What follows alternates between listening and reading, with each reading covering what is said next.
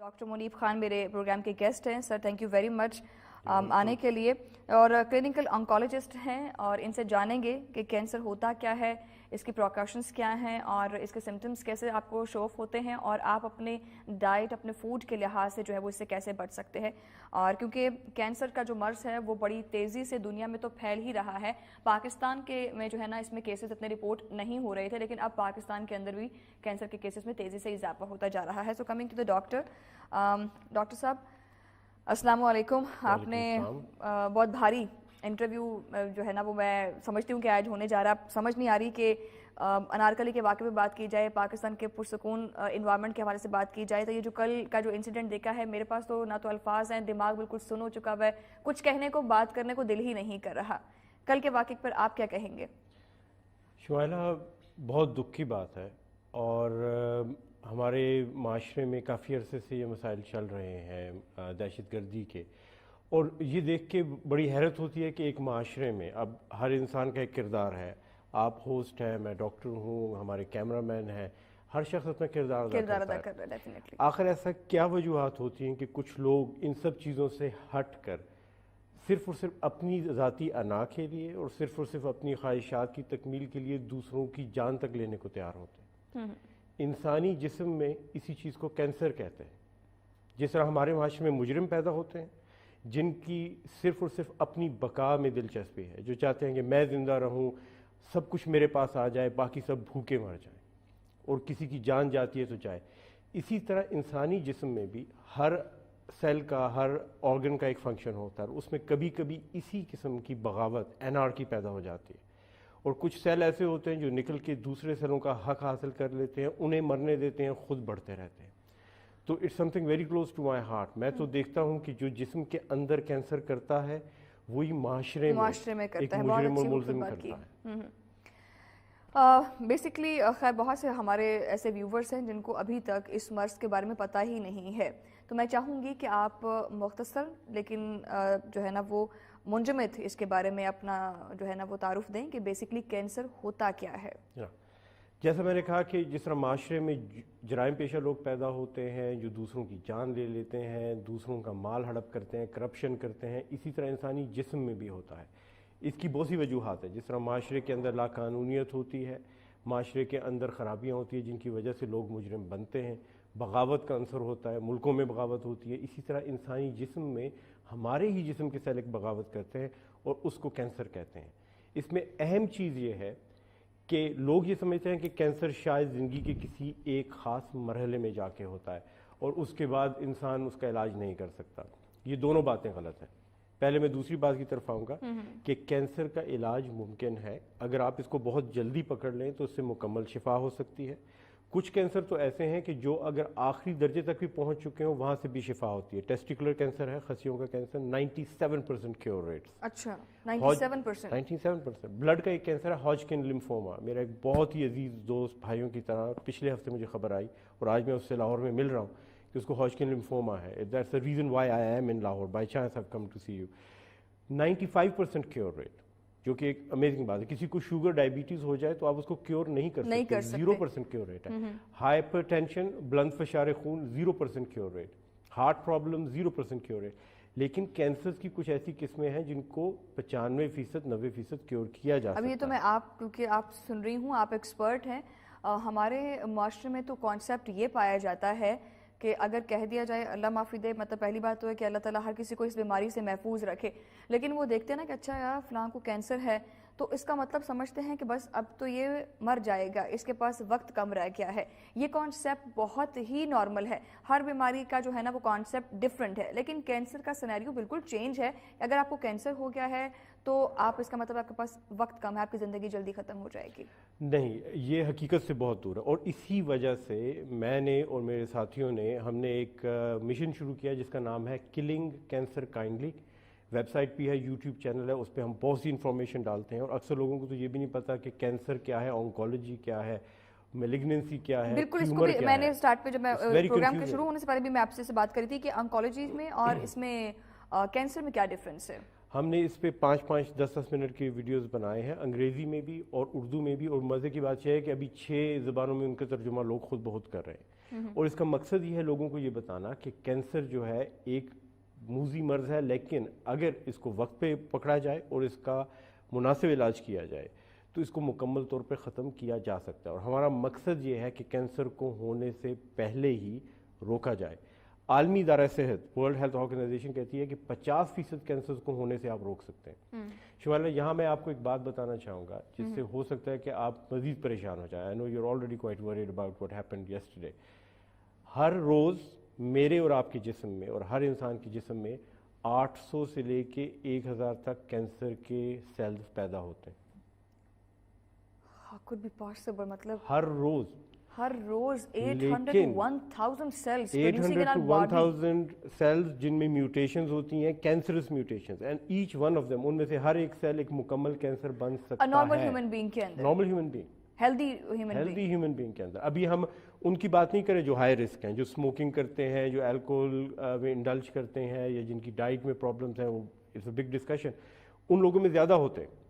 ہمارے جسم میں 800 سے 1000 کینسر کے سیل روز پیدا ہوتے ہیں، لیکن آپ کو ایک اچھی خبر دوں گا، اور بہت اچھی خبر، کہ ہمارا جسم ان سب کو مار دیتا ہے۔ تو جسم کے اندر ایک ایسا نظام موجود ہے جو 800 سے 1000 کینسر کے سیلز کو روزانہ مار سکتا ہے، مکمل طور پہ ختم کر سکتا ہے۔ یعنی قدرتی طور پر اللہ تعالیٰ نے ہمارے اندر یہ نظام رکھا ہوا ہے، امیونٹی سسٹم، یعنی کہ یوں سمجھ لیں کہ ایک مخالف پارٹی ہے اور ایک اس کا ڈیفینڈر ہے ڈیفینیٹلی، تو وہ آپس میں جو ہے نا وہ سیلز جو نیگیٹیوٹی کی طرف پروڈیوس ہو رہے ہیں تو پازیٹیو سیلز آ کر ان کا مقابلہ کرتے ہیں۔ اب انلیس اینڈ انٹل یہ دیکھنا ہوتا ہے کہ کون سی چیز جو ہے نا وہ ویک۔ کینسر پر ہم بات کر رہے تھے، کینسر کے حوالے سے، تو میں نے آپ سے ایک کوشچن کیا تھا بریک پر ہی کہ نارملی ہماری سوسائٹی کے اندر ایک کانسیپٹ ہے کہ جو کینسر ہے وہ امیروں کا مرض ہے، غریب کو کینسر نہیں ہوتا۔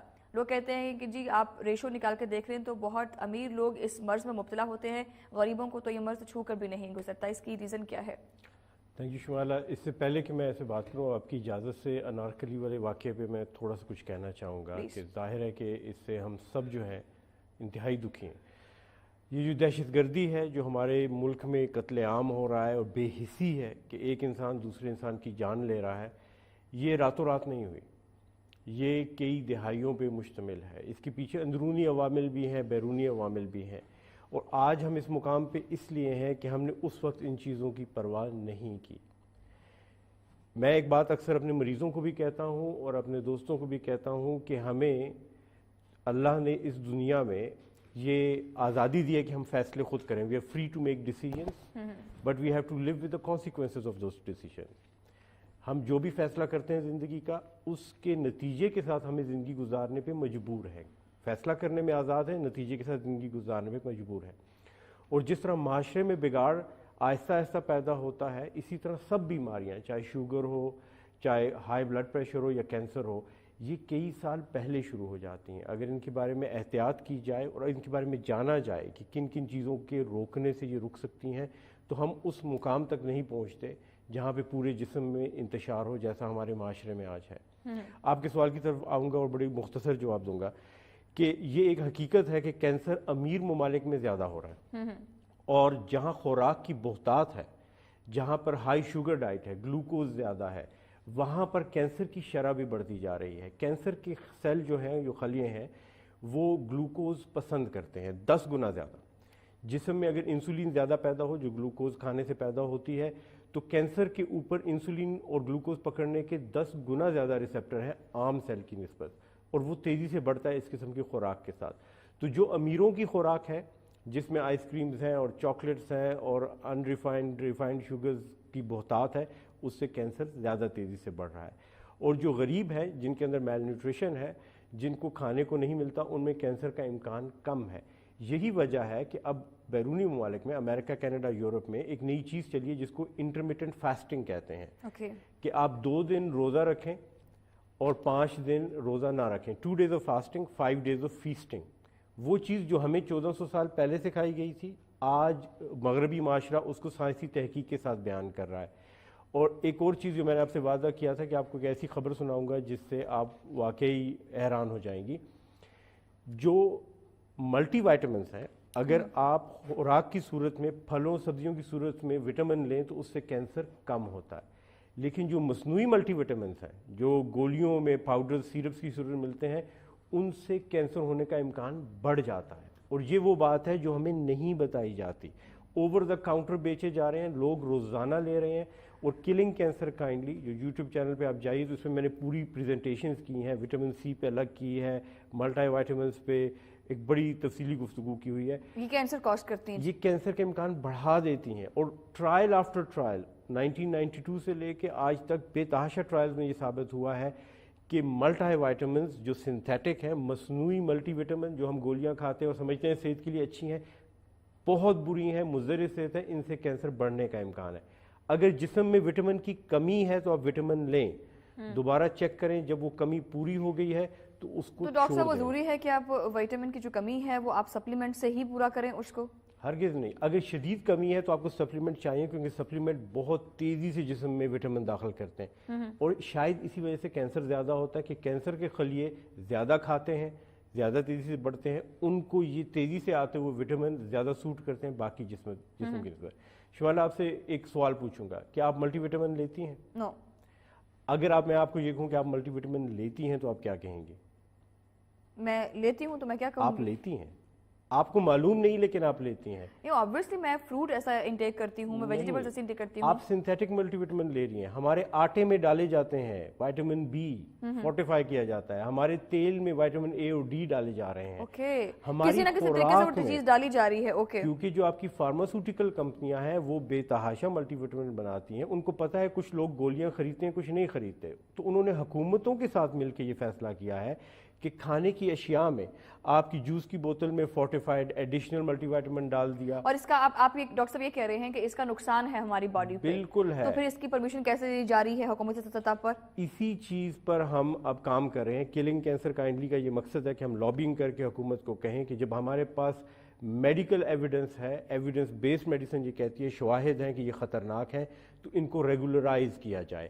لیکن جس طرح آپ کی سگریٹ اور شراب کی لابینگ ہے نا, الکوہول لابی ہے, سگریٹ لابی ہے, اسی طرح آپ کی فارماسیوٹیکل لابی ہے, اور وہ حکومت کو کنونس کر دیتے ہیں کہ نہیں یہ فائدہ مند چیز ہے. حالانکہ تجربات سے, ٹرائل سے پتہ چلا ہے کہ ان کے کوئی ایکسٹرا فوائد نہیں ہے, نہ یہ دل کی بیماری کو کم کرتی ہیں, نہ فالج سے روکتی ہیں, بلکہ کینسر کے امکانات کو بڑھائی جا رہی ہیں. اس کے باوجود صرف اور صرف فائنینشیل گینز کے لیے جس طرح سگریٹ بک رہے ہیں, اور شراب لوگوں بک کو اس رہی ہے, طرف جو ہے نا وہ تباہ کیا جا رہا ہے. اچھا, ایک اور بڑی امپورٹنٹ چیز ہے وہ یہ ہے کہ کیونکہ آپ اس مرض کو بہتر سمجھتے ہیں ان چیزوں کے بارے میں. ہم نے دیکھا ہے کہ ہم اکثر یہ اوون آ چکے ہوئے ہیں, کھانا بنا کے آپ فریج میں رکھ لیتے ہیں, فریز کر دیتے ہیں اس کو, اس کی وجہ سے کینسر ٹینڈنسی جو ہے نا وہ بہت زیادہ ہو جاتی ہے. اب گھروں کے اندر ہوتا کیا ہے کہ جلدی کے چکروں کے اندر جو ہے نا وہ کہ چولہا نہ جلانا پڑے یا سالن گرم نہ کرنا پڑے, فوراً کھانا نہ پڑے, آپ فریج میں سے وہ سالن نکالتے ہیں, ایک فریز, ایک وہ بھی مسئلہ ہے, فریز سالن کو آپ اوون میں گرم کر دیتے ہیں, ٹھیک ہے. پھر اوون میں سے جو گرم کیا ہوا سالن ہوتا ہے اس کی تھوڑی مقدار آپ لیتے ہیں, وہ کھا لیتے ہیں, وہ چاہے چاول ہیں یا کوئی بھی جو ایسا آئٹم ہے جس کو آپ گرم کر کے کھانا چاہتے ہیں, اس کے بعد وہ پھر سے دوبارہ آپ فریز کر دیتے ہیں. پھر اس کو جب کھانا ہے تو دوبارہ گرم کرتے ہیں. کھانے کو بار بار کرنا بھی یہ سنا جاتا ہے کہ کینسر پریونٹ کرتا ہے. جی بالکل, ہمیں تازہ خوراک کھانی چاہیے. ایک تو جو بھی خوراک انسان کھاتے ہیں وہ مردہ ہوتی ہے, we eat dead food which is a fact. Apart from some nations French زندہ چیزیں بھی کھا لیتے ہیں, لیکن most of us we eat dead stuff. جیسے جیسے وقت گزرتا ہے اس کی غذائیت میں کمی ہوتی ہے, اس کے اندر بیکٹیریا بڑھتے ہیں, اور وہ بیکٹیریا جو ہے انتہائی زہریلا ٹاکسک مواد پیدا کرتے ہیں, اور گرم کرنے سے وہ ایکٹیو ہو جاتے ہیں, گرم کرنے سے وہ ایکٹیو ہوتے ہیں, دوبارہ بڑھتے ہیں, دوبارہ کھاتے ہیں. آپ جو غذا کھا رہے ہیں اس میں غذائیت کم ہے, اس میں زندہ اور مردہ بیکٹیریا زیادہ ہے, اور اس کے اندر بیکٹیریا کا فاسد مواد, ان کا فیکل میٹر, ان کی ایکسکریمنٹ ہے. تو جتنا بھی کھانا پرانا ہوتا جائے گا اور بار بار آپ گرم کریں گے وہ آپ کی صحت کو نقصان زیادہ دے گا. لیکن آپ کی جسم کے اندر اللہ نے ایک ایسا نظام بنایا ہے جو اس کو ڈی ٹاکسیفائی کرتا ہے. آپ کے ماحول میں ایسے فروٹ اور ویجیٹیبلز ہیں, پھل ہیں, سبزیاں ہیں جن کو کھانے سے آپ اس کے زہر کو زائل کر سکتے ہیں. لیکن ہمارا المیہ یہ ہے, ہم پہلے ڈٹ کے نہاری کھاتے ہیں, ساتھ میں حلیم کھاتے ہیں اور 3-4 نان, اور آخر میں ہم فروٹ کھاتے ہیں. اس وقت تک آپ کے معدے اور آپ کے پینکریاز, لبلبے کے تمام انزائم استعمال ہو چکے ہوتے ہیں, تو وہ فروٹ جو ہے وہ جذب نہیں ہوتا. میں یہ ہمیشہ ایڈوائز کرتا ہوں کہ آپ کھانے سے پہلے پھل کھائیں, کھانے سے پہلے سبزیاں کھائیں. اور جاپنیز بالکل ایسے کرتے ہیں, ان کی ٹیبلز کے اوپر جو ہے نا وہ فروٹ ہی فروٹ پڑا ہوتا ہے اور وہ دبا کے پہلے فروٹ سے اپنے ٹمی کو فل کرتے ہیں, اس کے بعد پھر اس کی ریزن وہ بتاتے ہیں کہ جی کھانا پھر کم مقدار میں کھانا پڑتا ہے. یہ بھی ایک بات ہے. اور جیسا کہ آپ نے کہا کہ امیروں کا مرض زیادہ ہے, غذا کی افراط ہونے سے, ایکسیسو فوڈ کی وجہ سے کینسر کے ہونے کے امکانات بڑھ جاتے ہیں. اور اس میں اچھی بات یہ ہے کہ اگر آپ نے پھل فروٹ پہلے کھا لیے تو ان کے اندر جو اینٹی آکسیڈنٹس ہیں, جو اس کے اندر سارے وٹامنز بھی آپ کو مل جائیں گے. اس کے بعد پھر کھانے میں اگر کوئی زہریلا مواد ہے بھی جس سے جسم کو نقصان ہوتا ہے یا کینسر بنتا ہے تو اس کو نیوٹرلائز کر دے گا, کیونکہ you already have a cushioning effect there. اور یہ سب وہ چیزیں ہیں جو ہماری کتابوں میں, ڈاکٹرز کی کلینکس پہ اور عام میڈیا میں نہیں ہے. I am very grateful. آج مجھے پتا ہے it's a very difficult day for you کہ you have to deal with the fallouts of Anarkali bombing, اس پہ بات ہو رہی ہے, اور پھر بھی آپ نے ٹائم دیا مجھے اس بات پہ بات کرنے کا. اور بڑا یہ بھی ہمارے لیے بہت بڑا جو ہے نا وہ انسیڈنٹ بھی ہے. اور دوسری بات ہے کہ جو بھی آپ کینسر کی بات کر رہے ہیں, یہ تو ہمیں پتہ نہیں کتنے عرصے سے جو ہے نا وہ آہستہ آہستہ کھا رہا ہے, لیکن پتہ نہیں چل رہا.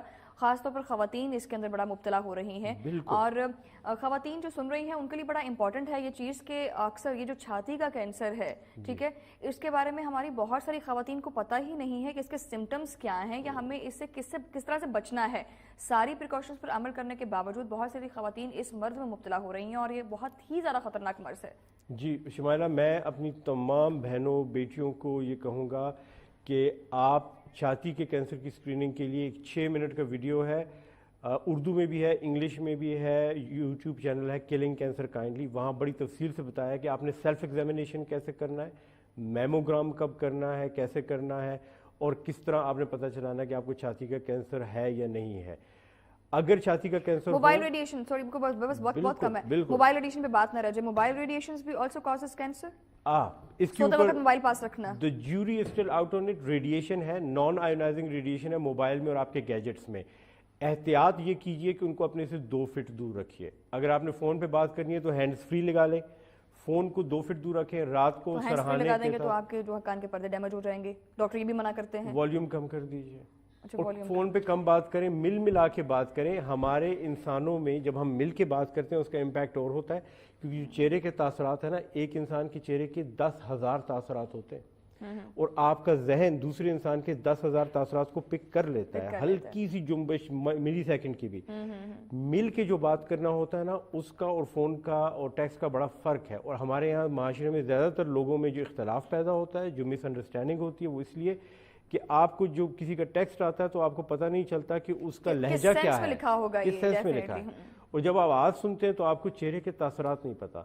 تو میں تو کہتا ہوں کہ ایک دوسرے سے ملے ملائیں, موبائل فون کو کم سے کم استعمال کریں اور اپنے سے 2 فٹ دور رکھیں. That is the most important thing. Doctor صاحب thank you very much for joining me.